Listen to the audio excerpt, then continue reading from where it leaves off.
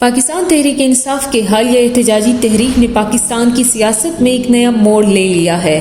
یہ احتجاج عمران خان کی گرفتاری اور ان پر ہونے والے مبینہ مظالم کے خلاف تھا، جس کا مقصد نہ صرف عمران خان کی رہائی بلکہ حکومت کی جانب سے کیے گئے سخت اقدامات کے خلاف آواز اٹھانا تھا۔ 2014 کے دھرنے کے برعکس، جس میں تشدد کم اور سیاسی اصلاحات پر زور دیا گیا، 2024 کے احتجاج میں تشدد کی شدت زیادہ تھی اور اس کے معاشی اثرات گہرے تھے۔ ابھی کی صورتحال کی بات کی جائے تو احتجاج اسلام آباد میں ختم کر دیا گیا اور بشرا بی بی علی امین گنڈاپور مانسہرہ میں موجود ہے اور اہم کانفرنس کی، جس میں انہوں نے کارکنان کی شہادتوں پر اظہار افسوس کیا اور آئندہ لاہ عمل کی بات کی۔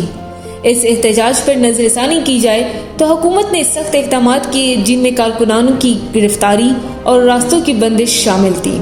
اسلام آباد پولیس کے ترجمان کے مطابق یہ آپریشن 11 بجے کے بعد ایک منصوبہ بندی کے تحت شروع کیا گیا تھا، جس کی ابتدا میں سیکیورٹی اہلکاروں نے مظاہرین کو چاروں اطراف سے گھیر لیا اور اس کے بعد مظاہرین کو منتشر کرنے کے لیے آپریشن کا باقاعدہ آغاز کیا گیا۔ وفاقی وزراء نے اس آپریشن کے دوران 500 سے 550 مظاہرین کی گرفتاری کی تصدیق کی، لیکن یہ نہیں بتایا کہ اس دوران مظاہرین میں شامل کتنے افراد زخمی ہوئے۔ احتجاج کی وجہ سے معیشت پر بھاری بوجھ پڑا اور اسلام آباد میں جولائی 2024 سے اب تک 1 ارب 10 کروڑ روپے کا نقصان ہوا۔ فلائٹس کی منسوخی اور ٹرانسپورٹ کی مشکلات نے معیشت کو مزید نقصان پہنچایا۔ بشرا بی بی نے احتجاجی تحریک کو عمران خان کی رہائی سے زیادہ قوم کے مستقبل کی جنگ قرار دیا۔ انہوں نے کارکنان کو سوشل میڈیا پر ویڈیوز بنانے اور عوامی حمایت حاصل کرنے کی ترغیب دی۔ ان کا پیغام یہ تھا کہ احتجاج نہ صرف پارٹی کارکنوں کا بلکہ عام عوام کا بھی ہونا چاہیے۔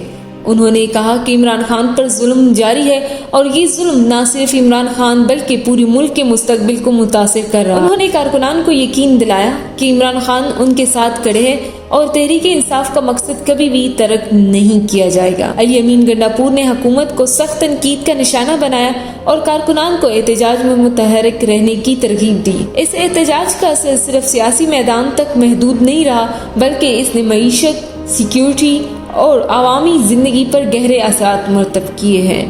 مجموعی طور پر یہ احتجاج پاکستان کی سیاست میں ایک نیا باب ہے، جس میں تحریک انصاف نے حکومت کے خلاف عوامی حمایت کو متحرک کرنے کی کوشش کی، لیکن ان کے ساتھ ہی عوامی زندگی اور معیشت پر اس کے گہرے اثرات بھی مرتب ہوئے۔ Ramen Rana, J91 news.